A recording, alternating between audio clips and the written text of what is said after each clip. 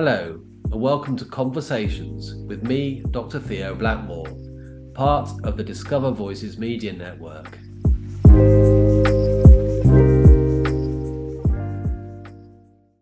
So, hello, thank you very much. Well, it's now April and it's 2024, and it's Theo Blackmore here doing the Discover Plus podcast. And today I'm talking to... Hi, I'm Sarah Bell. I'm a senior lecturer at the University of Exeter, and a lot of my work in recent years has been around disability and the climate crisis, and how our responses to the climate crisis could, if done well, hopefully create fairer, safer, more inclusive communities. So yeah, it's great to be here today. Thank you for inviting me. Hey, no, thanks for coming along. So you say you're based at the University of Exeter. Does that mean you're actually in Exeter, or you? Well, funnily enough, today I am, but normally no. I'm based in Truro as part of the European Centre for Environment and Human Health, and we're actually based on Exeter's Penryn campus in Cornwall. So, but it's nice to be, in the city of the main campus today. So that's a mouthful, though, isn't it? The European Centre for Environment and Human Health. That's at Treliske, isn't it? And Truro on the Treliske campus, I think. It was. We moved last August, but we had been there for a very long time. But no, now we're in Penryn. But we did used to be at Treliske. Okay, and so that's a big mouthful. You do lots of things. I've been there a few times to the European Centre, and I remember there's all sorts of different kinds of research that takes place there, and all sorts of different activities. So it's a huge, great big range of things that you do, isn't it? Is that all through Exeter University? Yeah, that's right. We're very interdisciplinary centre. So we've got everything from, people like me who do kind of work around people's experiences and practices and everyday kind of situations, to people who are working on big kind of analyses, population level analyses, looking at how certain aspects of our environment might be linked to patterns in our health. So then people working in labs doing work on antimicrobial resistance. So a real span, real range. Right, and there's the Penryn campus down at Tremone that's got a whole range of activity there as well, hasn't it? I remember going down there and I was walking up the corridor and somebody described it to me as a corridor of brains. Every door that I went through was somebody different doing something else, and there's one guy doing some research about where do magpies go. We all know where they are in the daytime, but we don't know where they go in the evenings. Then I went to the next place and they're doing something about looking at where everybody takes photographs in Cornwall from, the satellite image. Every time you take a photograph on your phone, it gets sent up to, recorded where you are, so they can start populating all the major centres in Cornwall where people take photographs. Oh, I love that. It is as you would expect. It is as you'd expect. It's like Eden Project and St Michael's Mount and all those things. But the corridor of brains, I love it. So, what in particular is really interesting. So, disability and climate change. What does that mean exactly? Yeah, good question. So I think, often when we think about climate change research, I think people often think of very technical, like remote sensors and technological adaptations. I think often they forget that we as people are pretty good sensors, and actually we know when we're getting too hot, too cold, when we feel comfortable, when we feel safe, when we don't feel safe, what helps that, what hinders it. And I think there's a real lack, actually, when you look across climate change literature and policy, about the role of disabled people in developing responses to the climate crisis. If disabled people are considered at all, typically it's as one long list of climate vulnerable groups. And often that vulnerability is framed as a kind of inevitable outcome of impairment, as opposed to actually, the social political systems that we live within create vulnerability amongst disabled people. And our responses to the climate crisis can either reinforce those vulnerabilities or potentially try and actually change the systems that we live in to address them. So that's really where this area of work came from. We're in the early stages, but hopefully it will develop. That's really interesting. So, because I interviewed Colin Barnes recently, Professor Colin Barnes from Leeds University, and he's big and instrumental in the whole social model of disability. And so what you talk about there around impairment versus sort of social and political systems, and as you word it, creating instability for disabled people, that's absolutely fundamental core part of the social model of disability. Completely. And actually we've talked quite a lot in the project so far about how the original social model of disability was quite explicitly anti-capitalist. And in the same way, we know that capitalism is one of the key forces driving the climate crisis. We know that the impacts of the climate crisis on people's health, on the environments that we live in, will potentially be disabling for many people. And yet the people who know best what it means to live in a disabling world are currently not being included in our responses to the climate crisis. So there's a whole kind of loop there that and it's something. So the way that we're talking about it now is we're talking about it using the words climate crisis instead of, because it used to be everyone used to talk about global warming, didn't they? But I think that more and more people are beginning to realize that, well, the climate change doesn't necessarily mean that it's all going to get warmer all the time for everybody. Definitely. And I think it's also that kind of recognition that this is a kind of crisis point, and the way we respond really does matter now. And it's not to say, I don't think it's a separate crisis. I think it's something that is weaving into the existing levels of crisis that many people are dealing with on a day-to-day basis. But it's certainly potentially going to make things worse if we don't respond in the right ways. Yeah, and it's kind of gone to the back of the queue at the moment, hasn't it? It's kind of, there's all sorts of things going on. Every time you put the telly on, there's a war somewhere or other, and then there's a cost of living crisis that disabled people are being really hit by, and people really are choosing about heating or eating. So the climate change agenda has kind of gone to the back of the queue in many ways at the moment, which must be really difficult for people like you who are trying to kind of bring it up as a major issue, because it is, and it always will be. It is, and it's also linked to all of that. It's like the more war we have, the more emissions we have, but also the more inequality we have, and and then the cost of living crisis is because people can't afford to heat their homes because of the political and social systems we have, but also because of the fabric of the homes we live in. If retrofits are being made to improve, the efficiency of our homes, improve the climate resilience of our homes, then let's improve accessibility as well. Like it's all those sorts of things where these things get sliced off as if they're all kind of different, but actually there are interlinkages between all of these things that need to be recognized, I think. Yeah, I think one of the things that's coming out from these podcasts is sort of the interconnectedness of everything, and how much disability kind of frames that. It kind of really brings it into a sharp focus for specific groups of people, but also therefore for the broader community. I mean, disabled people often are the people who are hit first by a lot of the issues that people are talking about, and it kind of then goes out further into the community, and everybody gets hit by it, and then everybody notices. Completely. But we're kind of like the canary in the coal mine is the disabled people. That's it. We actually organised an event here in Bristol on Sunday, and one of the people who came to that was just saying, you know what, if civil contingency teams made sure that they had plans in place that in the context of an emergency, whether that's, a flood event, COVID, or something else, that actually had factored in the needs of disabled people from the outset, had thought about how people were going to be protected from harm in a way that was consistent with dignity and safety, then actually those plans would probably work well for, a lot of other people as well. if that process of thinking about the diversity of people that live within our communities and doing that in a way that centers care in a positive way, not the kind of less good aspects of care, then it would make things better for so many people. Absolutely. And so what does it mean then, disability and climate change? Why are disabled people specifically, warranting kind of, being a field of exploration or a field of understanding in relation to climate change? Will climate change affect disabled people in different ways from other people?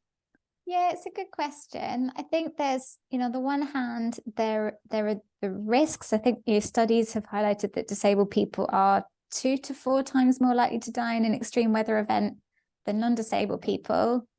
And there are some physiological things going on there. There are certain conditions that make you particularly susceptible to heat, all that kind of thing.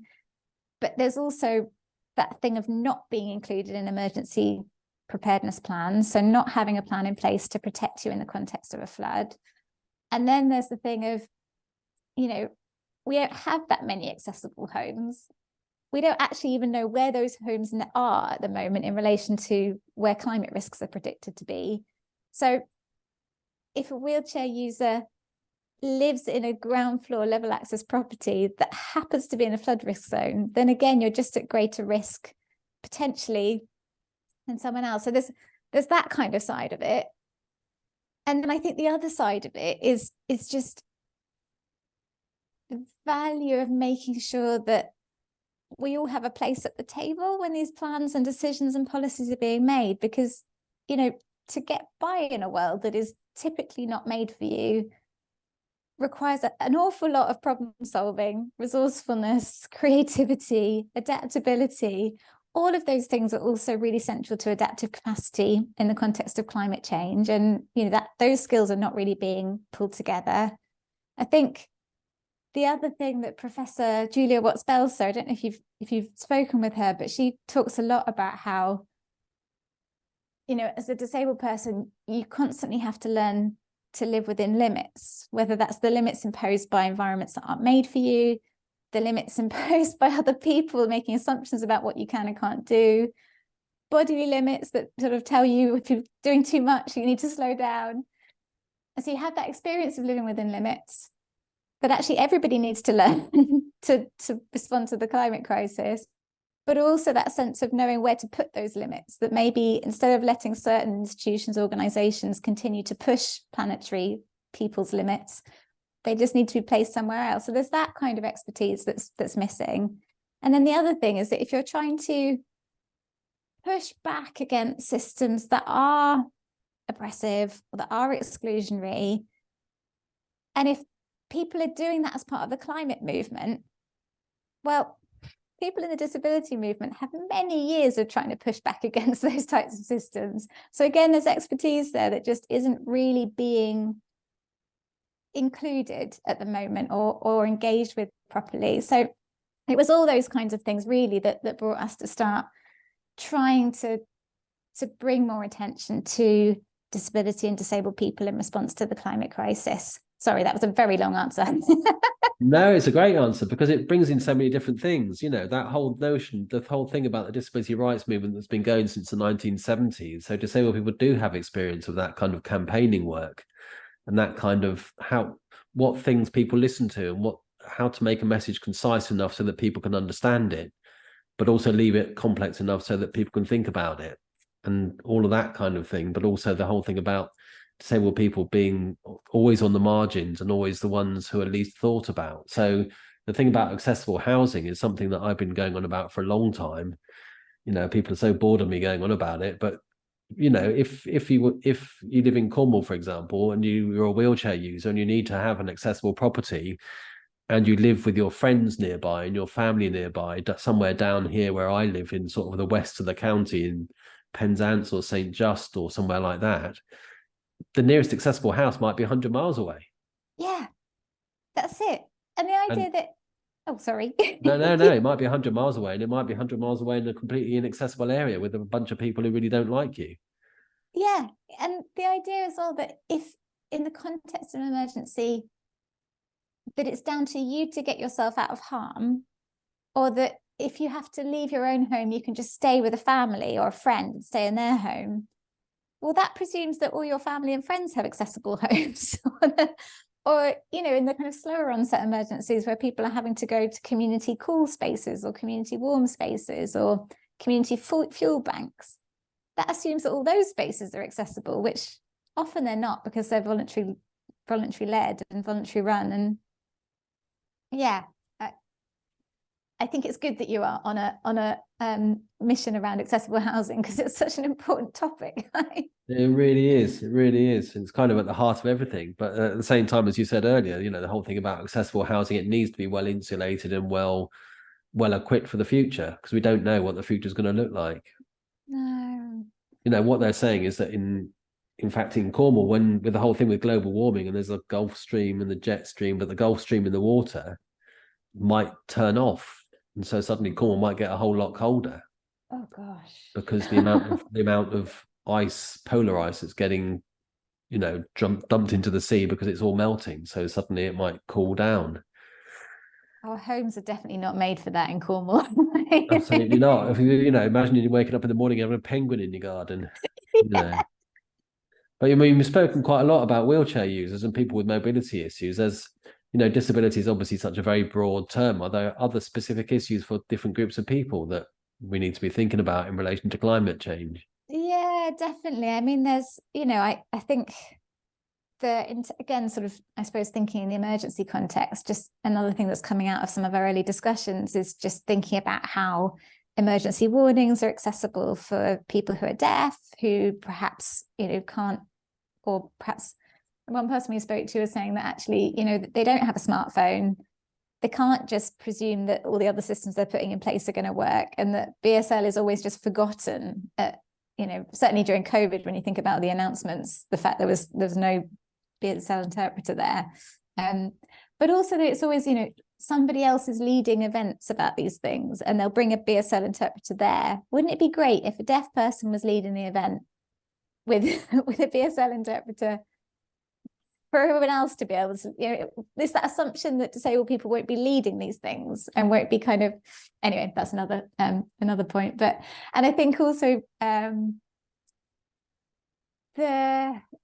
thing that's been starting to come out is we've been speaking to some people from the autistic community who've said that actually, like, not only the sensations of extreme heat or, storms can be quite difficult from a sensory perspective, but also some of the climate solutions that are being put forward are not always accessible. So trying to push people to engage more in public transport rather than driving, or just, aside from all the other issues of public transport, like the rattle in buses and the sensory experience of dealing with that. And just often these things are not necessarily considered, or when they have citizens' assemblies that are trying to bring people together to talk about climate change, not having those assemblies set up in a way that makes it safe and inclusive for people who are neurodivergent, who perhaps won't be contributing in the way that is expected, or that need to be able to contribute in different ways, or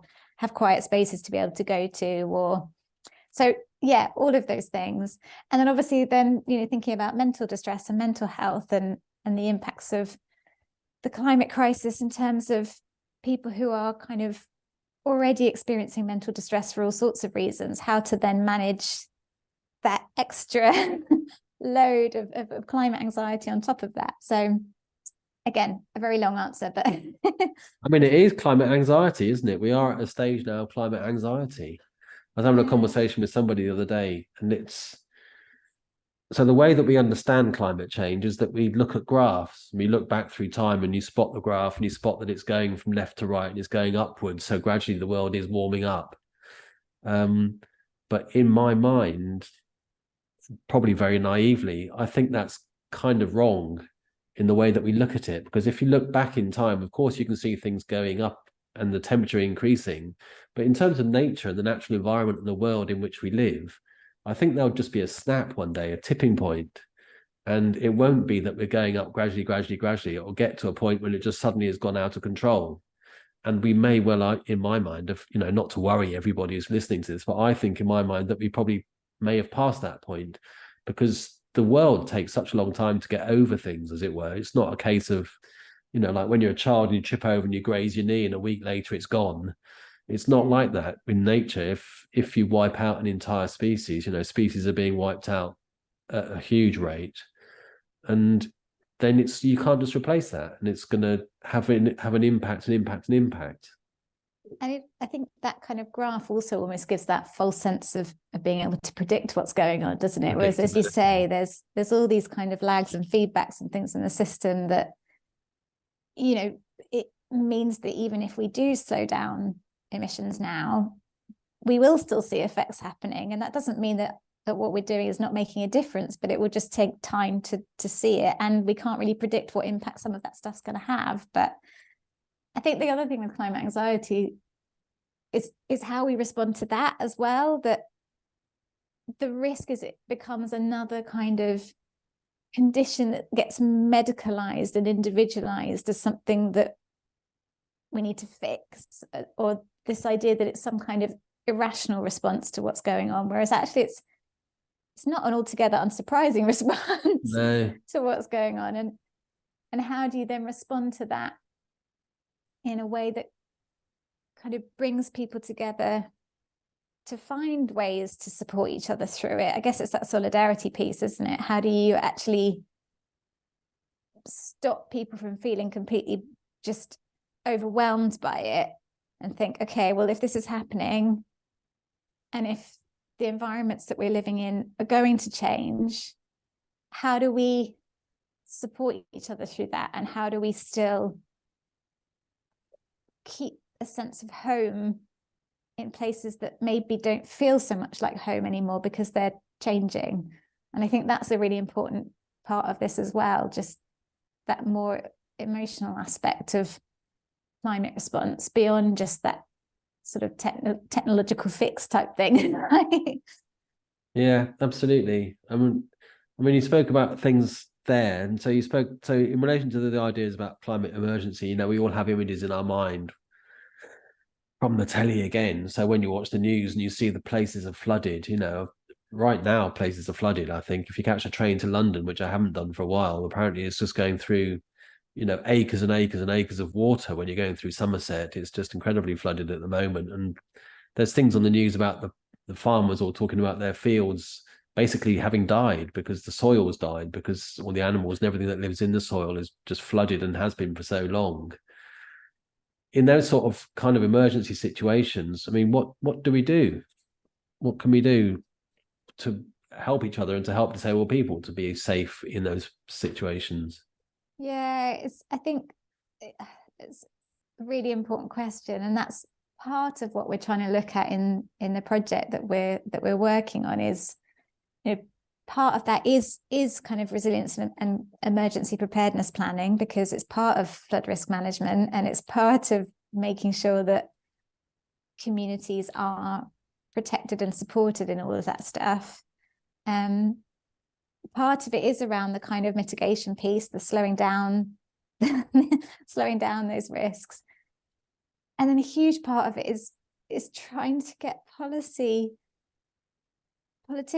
to see that this is an issue and that it is impacting an awful lot of people whose lives matter, and that there needs to be some leadership on it. And I think that's what's quite challenging when that leadership isn't there, because then communities and individuals feel like they're just being left to deal with it on their own. And that's really hard when the issues are so huge.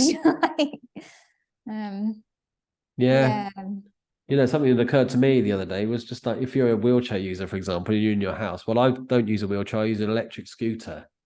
So that's a double whammy, because not only can I not walk out of my house, but also I can't get on the scooter out the house because it will just fuse in the water if I was surrounded by water. But then it's probably quite likely people can't get in your house either.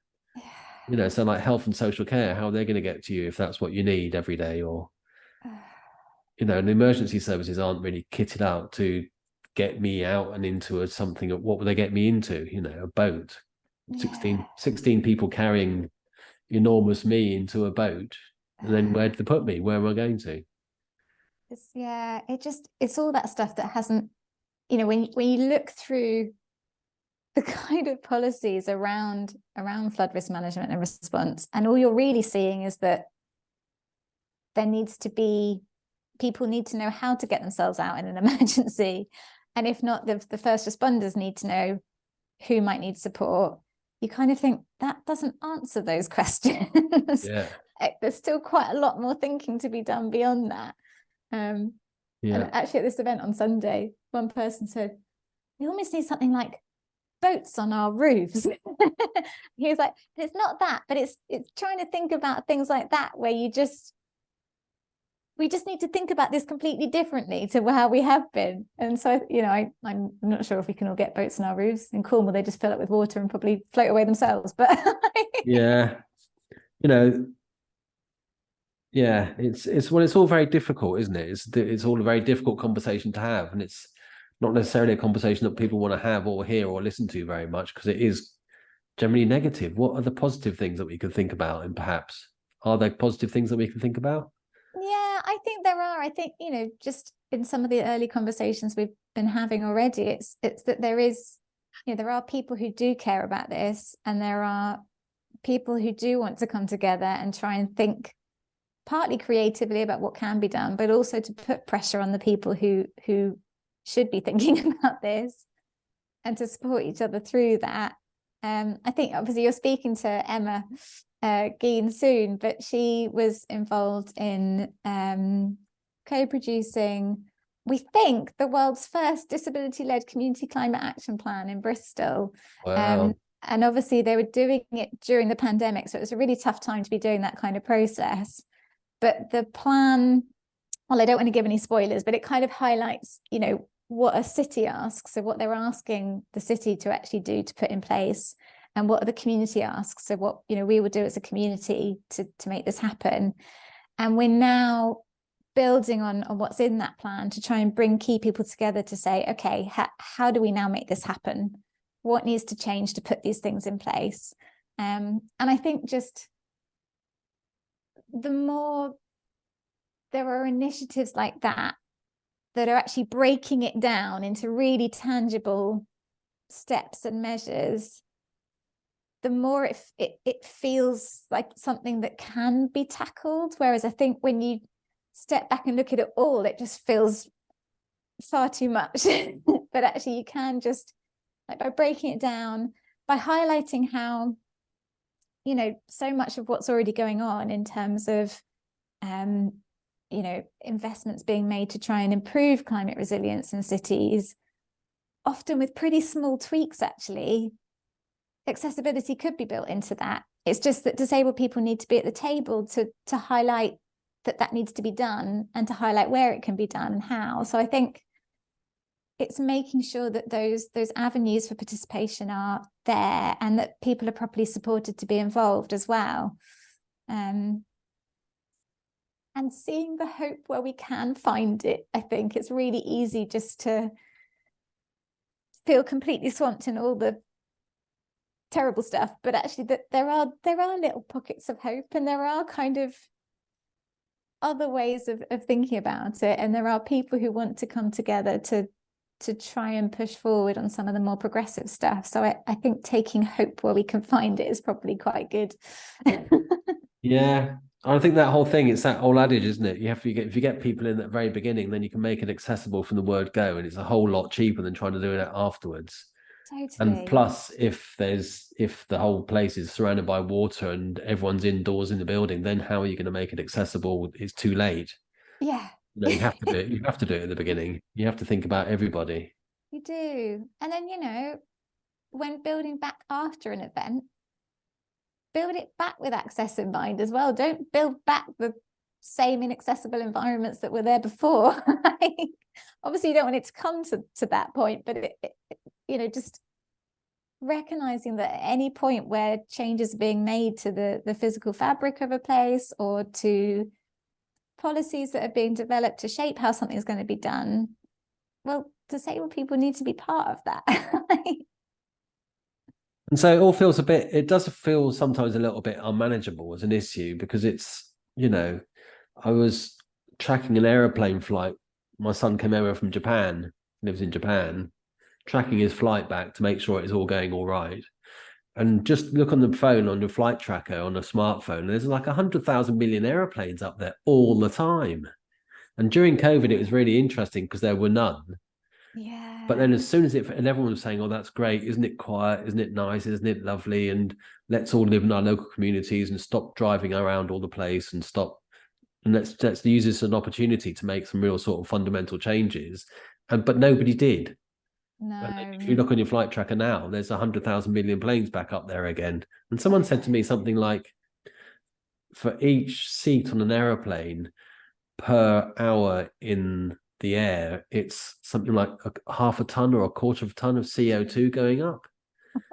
Just look at that with 100,000 million aeroplanes up there, and it's just, it suddenly makes you feel a little bit tiny and insignificant, and turning my light bulb off in the living room is not actually going to make any difference in this grand scheme of things. That must be something which you come up against. Yeah, a lot. And I think there were so many moments during COVID where you had those glimpses of thinking, oh, maybe this is maybe something good can come out of all this awfulness. But it was just that immediate bounce back to, what was before as quickly as possible. And I do think that's partly the dominance of the political economic systems that we live within. There was a real push from the people who have the power to make the changes for it to go back to that situation. But I think that bigger point around you feeling like your light bulb doesn't make a difference, I think that is also a bit of a product of how climate action has been pushed. I think there's often that thing that just the emphasis is on us as individuals to make changes. And if we don't, then it's our fault. And there are elements of like, yes, if you fly everywhere all the time and you don't need to, that's kind of luxury energy use that maybe that idea of limits perhaps is there. But if disabled people who rely on energy for a power chair or oxygen or kidney dialysis, if people are being made to feel guilty for that essential energy use, then there's a real issue there as well in terms of disability in the climate crisis, that all those kinds of messaging of pro-environmental behaviour, that it's down to you as individuals to make these changes, those messages are not appropriate and they don't work. And it comes back to the idea of limits, like where are we placing the limits? Why are we pushing the limits on individuals to turn off a light bulb and yet letting industry do what it does and letting the aviation industry do what it does? It's kind of those things. It's a lot to weigh up, isn't it? It's a calculation that we all have to make all the time, every day. At some point, our grandchildren will turn around to us and say, hang on a minute, how come you let that happen? How did that happen? Yeah. We've already started doing it to the baby boomers, saying, how come you flew everywhere, but we're flying more? It's doesn't work though. It's all our grandparents' fault for inventing aeroplanes. Well, hang on a minute. It's one of those things, isn't it? No, it's like smartphones now, isn't it? You kind of nobody would be without it or go anywhere without it, and you feel like you've lost a limb from not having it on you, and actually we existed perfectly fine for a long time before we had them. Mine's always in my pocket when I'm on my scooter, because I'm thinking, oh my goodness, if I go out here and something dangerous happens and my scooter breaks down and I need to phone somebody. But in the olden days, we all went out all the time, like you say, without these things. Yeah, I was just slightly better at reading a paper map then. Yeah, the A to Z. Remember those? Yeah. Yes, I had a little one I used to carry all the time. Exactly. And so the whole thing, so one of the things that was interesting about COVID, which was a terrible, horrible, terrible thing, again, like with the climate crisis and with all the other different things, 70% of the people who died during COVID were disabled people. And local authorities kind of tripped over themselves a bit because they didn't know where disabled people lived, and they didn't know who lived where or what those people needed or required or anything. And disabled people's organizations really had to step into that space and make sure that the disabled people in their communities were getting food, were getting the medicines they needed, were getting all the PPE equipment that they needed for the carers and for themselves, but also were just getting social contact, so that there were humans talking to them on the telephone. And these organizations really did step up to that mark. And in fact, a lot of the work that took place during COVID is still carrying on now. I've got the feeling again that for the climate crisis, disabled people's organizations and small community groups might be the ones who have to step into it to fill the gaps that the local authorities are leaving behind them. Yeah, and having to do that without much resource to do it either. It's I mean, that's one of the things we've been trying to emphasize in the early discussions we have been having with different kind of, you know, policy decision making folk, is just there are across different regions, there are local resilience forums. From what I can tell, there doesn't seem to be DPO representation within those. And in my mind, that's a huge oversight, because actually if the local resilience forums are integral to making sure that community resilience is supported, in whether it's in climate or COVID, then DPOs need to be involved and need to be resourced to be involved in all that kind of planning and preparation and knowing exactly who is where and what support they will need. Again, it feels like there are so many opportunities to learn from what went wrong and well, quite a lot of wrong in COVID for climate response in ways that I think are not happening yet. I mean, COVID was amazing because it was kind of a bolt out of the blue. Nobody saw that coming. And it was like, you know, it's like stepping out into a busy motorway and accidentally getting hit by a very fast moving car. It was that sort of kind of very quick emergency. Climate, on the other hand, the climate change situation it's not like we haven't been seeing it coming for the last 50 years. I remember talking about it in the 1980s. Yeah, definitely. You know. It's the kind of, and it's not even slow onset in lots of places in the world. It's happening now regularly, and I don't know what it takes for people to mobilize in the way that people do in the context of other emergencies. I'm not sure. And actually, I think that's another thing that we have talked a bit about, that the whole, you know, like climate crisis is also framed in terms of the climate emergency, which is great in terms of trying to kind of push action. But I think there's also that risk that in framing it as an emergency, actions might get pushed through that again risk broadening inequality, rather than taking the time to make sure that the right people are involved in shaping responses to this, and not steamrollering over people's needs just because it's an emergency. Yeah, I think that's the kind of, and it comes back to the how we value different people, whose lives are valued and how, and really trying to kind of reconfigure that a little bit, that the way we respond to the climate crisis can't just protect a subset of people who've set up bunkers that apparently they want to live in for years, instead of just making our world livable now. You know, it needs again, that came out of for COVID, everyone. didn't it? That came out of COVID. There was all those conversations in Downing Street and all around the place when people were saying, oh, well, they were getting elderly anyway, you know. Yeah, it's just horrific. All the kind of media messaging, wasn't it? It's like, oh, only people with pre-existing conditions will be affected. And it's like, only? Those lives matter. Yeah. Yeah. No, what can we do? What can we do? So it's you know, it's a strange message, isn't it? It's a message where we all need to take responsibility and we all need to accept what our limitations are.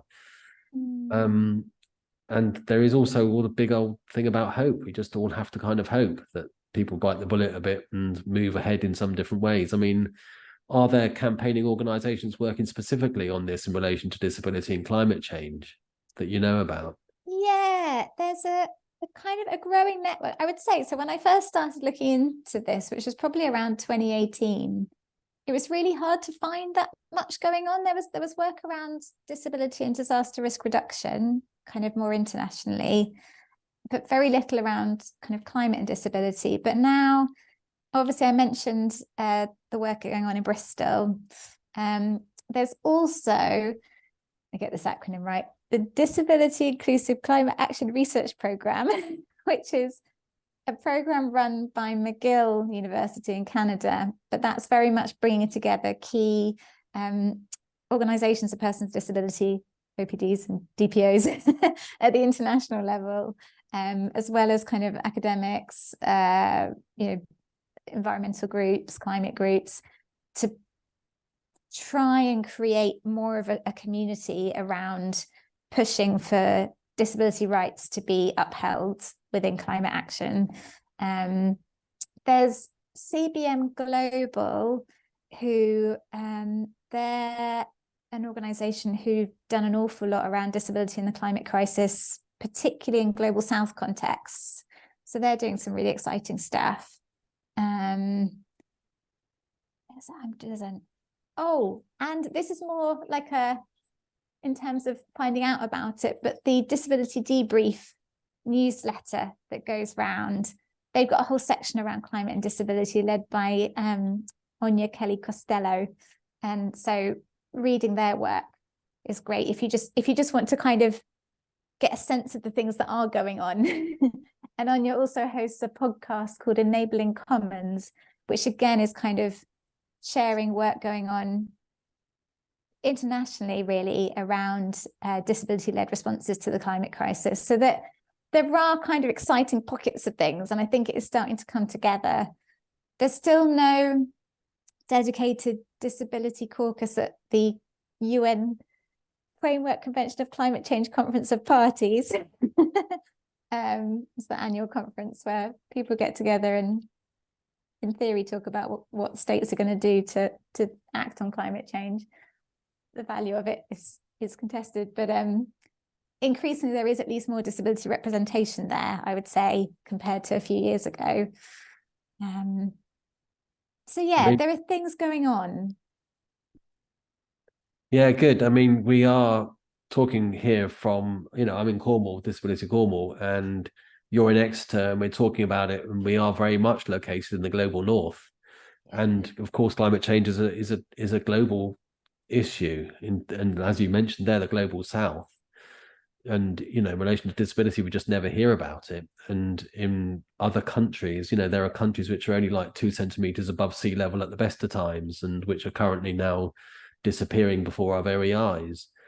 It's an international issue, isn't it?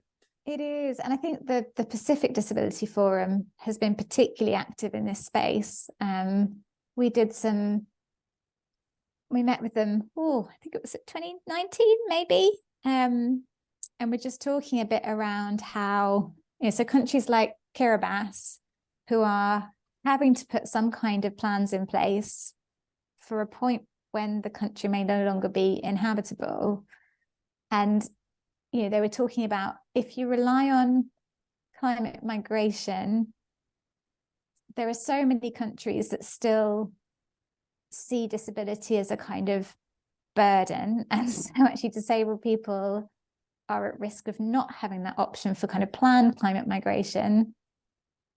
And there are risks there as well, but actually, how do you navigate not only changes in the home that you live within that might mean there's saltwater intrusion, the farm that you've worked for years that is accessible to you no longer can be used for producing food, so you need to move, but you can't access the farms on higher ground for whatever reason. How does that work as well? So I think when you start to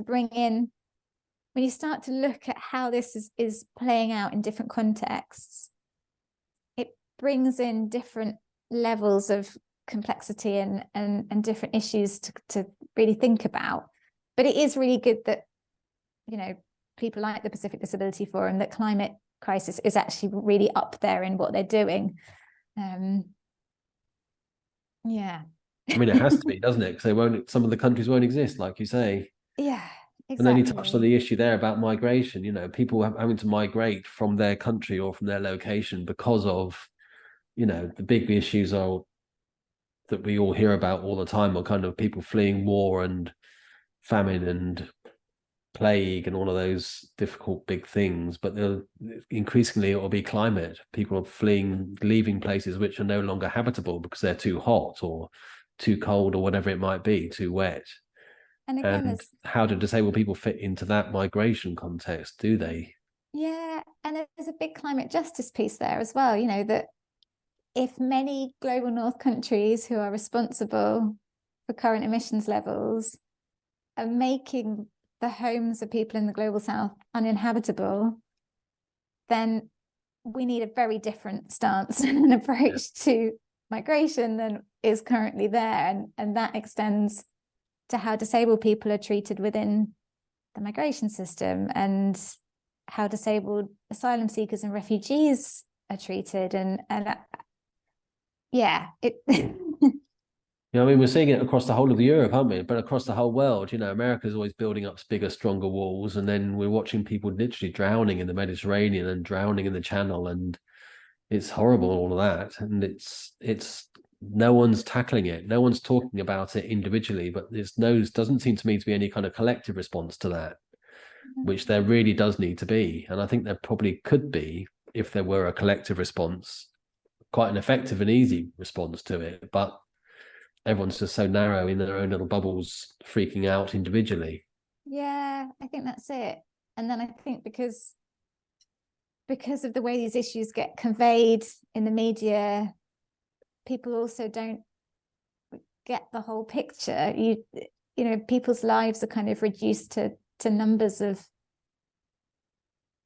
distant other people that somehow people forget to have the concern for. Like, actually their lives matter, and their lives have been shaped by the actions of our past actions as countries. And yeah, I think it's really, I don't know how you get the media to change the narratives that are so dominant in that area.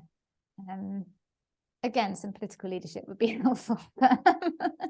Yeah, they can't do it, I don't think, because they're all too, the political leadership's the problem with the political leadership and politics in general is that it's just so short term. Yeah, it's 5 years at most, and occasionally people talk about having 2 years in power, two cycles in power, which is 10 years, but then that's no time. You need to be talking about 50, 100 years into the future in relation to climate, and further than that.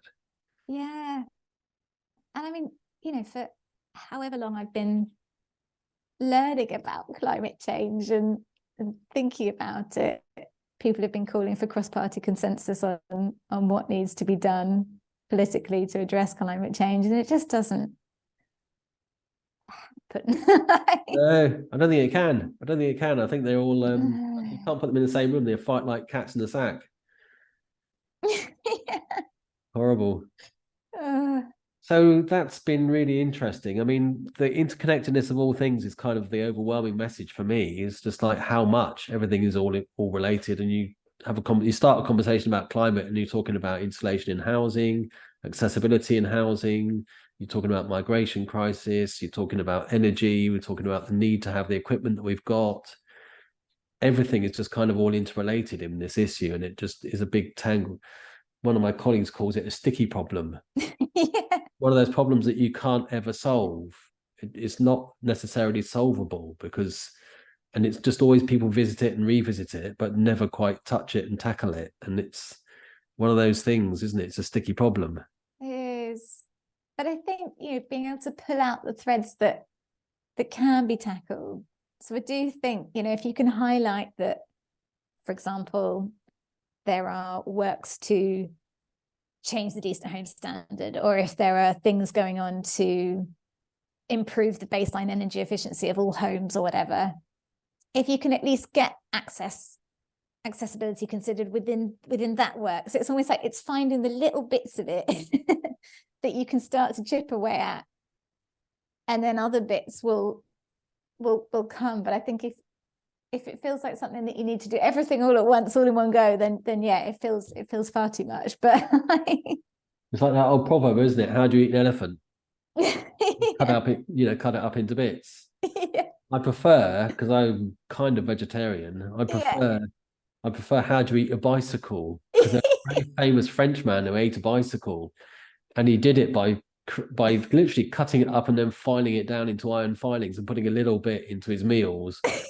And over a period of time, he ate a bicycle. So that's the question: is how do you eat a bicycle? And it's very slowly. I love that. Yeah, it's a good one for the vegetarians. Yeah. So is there anything you'd like to say kind of in closing to leave listeners thinking thoughts? What can we do? What can we do? Where are we going? How's it going to be? Blah. Yeah, I think just trying not to let it overwhelm you. Just trying to find those little things that we can do, or, you know, what allies can be advocating. If you're organizing events where you want a range of people to come, just think about access, speak to your local DPO about what needs to be done to make things accessible. If you're interested in this kind of area of work more, the project I mentioned is called Sense and Climate, and we do have online conversations every other month with someone who is kind of leading disability-led work in this space. We've had 4 so far, and we have BSL at them all, live captioning, but people can indicate access needs on sign up as well. And the ones so far, each one I've kind of come away from feeling things can be done. There are people who care about this. And if we get enough people together who care, then we can change things. I think we're fed this narrative that the world has to be the way it is now. And that's a very powerful narrative, but it doesn't have to be the way it is now. It can be different. So I think it's just not letting our imagination get closed down with the weight of it all, because it doesn't have to be like this. And I know that might sound really naive and over optimistic, but I think you need to hope.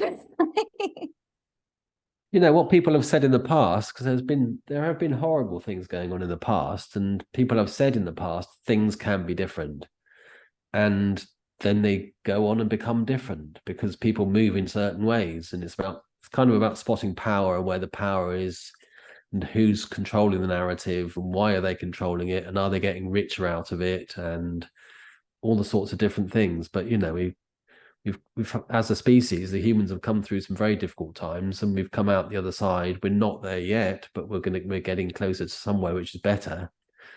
So I think that's all you can do, isn't it? Is just say we can make changes, and that's what I will do. I'll make my life as happy as it can be, and as happy as it can be, and also as inconsequential as it can be. Funnily enough, everyone's always on about this idea that I need to make a mark on the world, leave a memory behind. But in many ways, it's the opposite that we need to do. We need to not make a mark. We need to be inconsequential and not leave a big, untidy mess behind ourselves. Yes, that's always how I feel. I'd rather leave no trace than, or at least no negative trace. Absolutely. Hey, listen, thank you very much for your time. Oh, thanks for having me. Be an eye-opener, and hopefully people will take some positive things from it, and we'll move forward in peace and harmony. Thank you very much, Sarah Bell from the European Centre for Environment and Human Health. Thank you.